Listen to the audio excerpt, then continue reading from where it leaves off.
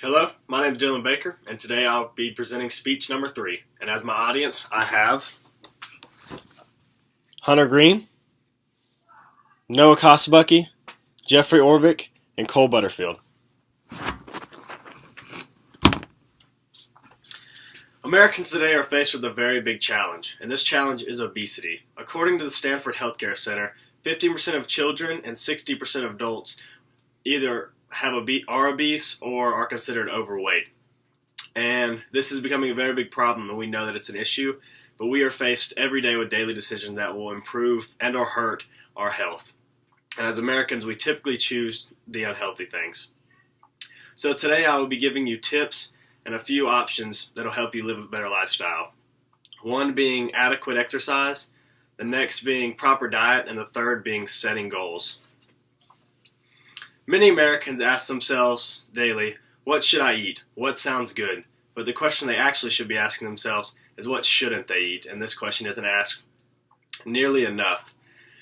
The biggest thing, or first thing that you can do, is watch what you add to your food. Especially with fast food restaurants, they will put a lot of things in the bag that will add up calories very quickly, such as sauces, sugars, and other things. For example, in The Omnivore's Dilemma by Michael Pollan, it illustrates the McDonald's chicken salad. On the menu, it's listed at 440 calories, which isn't that bad. It seems like a healthy option, and a lot of people get it. But inside the bag, they include a pack of dried noodles and 2.5 servings of dressing. This adds another 800 calories onto the meal, and almost everyone uses that without knowing that it makes it that unhealthy. And you're looking at a total of over 1,000 calories. But by not adding those simple things, and still having a delicious meal, you're going to be looking at 400 calories, which is a very healthy option. And just simple things like adding butter. A teaspoon of butter is 103 calories. Or adding sugar to your coffee. 1 teaspoon of sugar is 105 calories. It's the small things that add up daily that we don't consider into our diet. Another way to eat better and more healthy is to know how to properly read a nutritional label. The FDA requires all fast food restaurants and all food you can buy at stores to have nutritional labels on there. But the thing is, no one normally takes the time to read them, and even if they do, they don't know what's bad and what's good on them. So you read it just like a book from top to bottom. It starts off with the calories. Most people know that calories are the biggest thing you're concerned with when you're trying to lose weight, and you want to watch your calories and count your calories. But the next thing you need to know is how many calories your body needs daily in order to lose weight or maintain a healthy weight. From nutritionauthority.com, Chris Burgess says that the average woman needs 2,000 calories a day to maintain a body weight, and then 1,500 to lose 1 pound a week. And the average male needs 2,500 calories a day to maintain his body weight, and 2,000 calories a day in order to lose 1 pound a week. This shows that you can't just cookie cutter everyone, because males and females do need different calorie values. The biggest thing for women and for men is not going over that limit and determining whether they need to cut weight or maintain the weight. So with calories, you're going to start off, if something has 250 calories or something has 750 calories, you just need to make sure that throughout the day you don't go over your limit. So if you're trying to maintain or trying to lose weight as a woman, you don't want to go over 1,500, and if you're trying to lose weight as a male, you don't want to go over 2,000. So just be conscious of those calories and add them up, and once you get to the total, try not to go over it. And then after you determine that, you want to look at the next 3, which is going to be your fats, your cholesterol, and your sodium counts. Stanford Healthcare calls this the danger zone. The reason they call this that is because these are the 3 that leads to high blood pressure, obesity, diabetes, and high cholesterol. So these are right under calories, and they're almost just as important when you're looking at health risks that will occur in the future.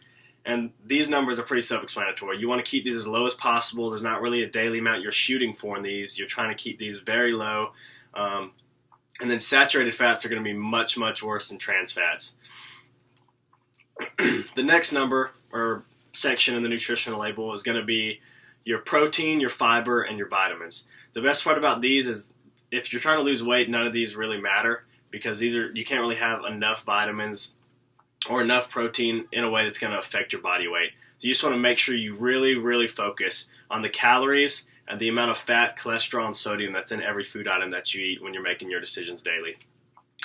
Another tip is going to be to eat slower. This is probably one of the easiest things, but as us Americans, we're on a fast-paced lifestyle. We want to eat fast. We want to do everything fast.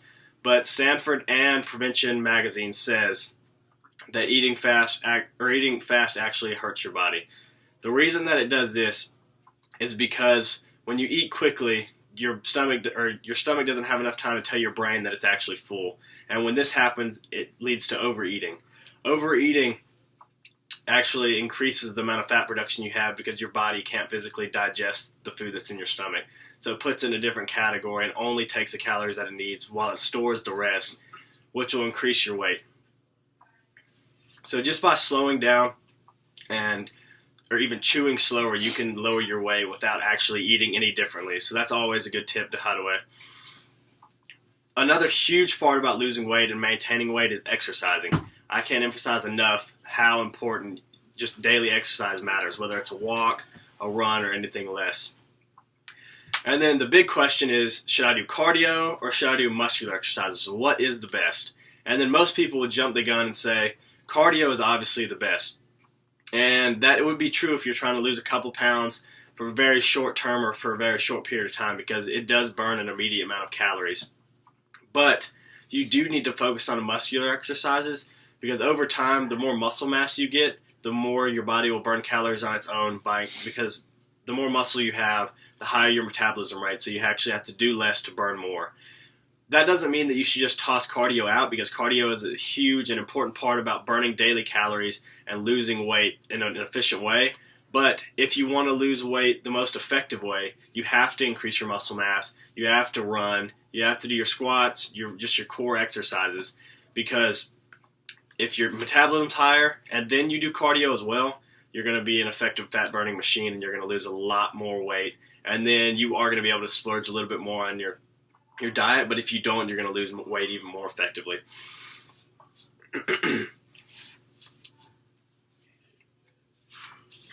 Another just short tip or quick tip that's going to increase your calorie burning while not lengthening the time of your workout is going to be interval training. A lot of people know about interval training but don't really know much detail about it. Prevention magazine actually explains interval training as increases of intensity in your workout in short bursts. So if you're going on a jog, just jog regularly for 5 minutes and then have a 1 minute period of sprinting or a 30-second period of sprinting.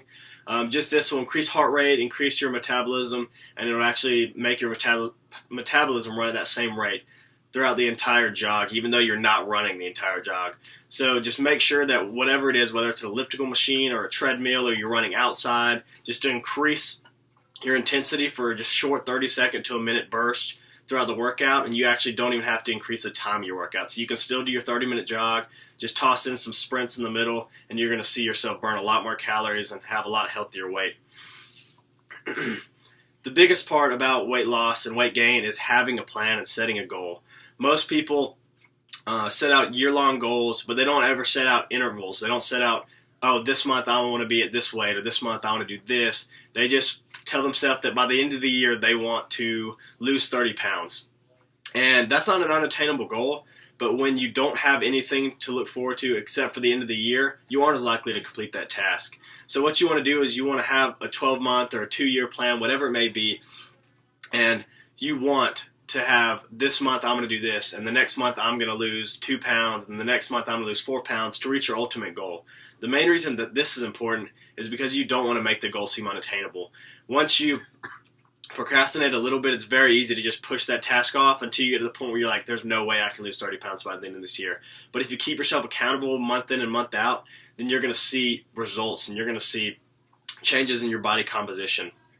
So it all starts with a plan, and it all adds up in the end. So every day matters. And like I said before, obesity affects 60% of adults and 15% of children. So we know that it's a problem, and we know that we have to do something about it. And that's the most important thing. And with the tips that I've told you today and the advice that I've given you, you should be able to start this journey. You should be able to go on, and you should be able to lose some weight. And then set a goal. Right now, set a goal. Know what you want to do so you can prevent obesity, so we can battle this as Americans, and we can lower our rate and increase our health overall as a country. Robert Collier says success is a sum of small efforts repeated day in and day out. And I think that's the most important thing to remember when working out. There aren't any off days. Your health is an everyday thing, and it's always going to matter. So you have to make a routine and stick to it day in and day out. When you wake up, you know what you're going to do. You know how many calories you're going to eat. You know what you're going to exercise. You know the plans that you're going to have. And you know that you're going to accomplish your goal at the end of the day. And that's how you lose weight. You just have to keep going and keep doing it. And I know you can do it. So my name is Dylan Baker, and I want to thank you just for listening to my speech. And I hope that we can battle obesity and take it down as a whole. Thank you.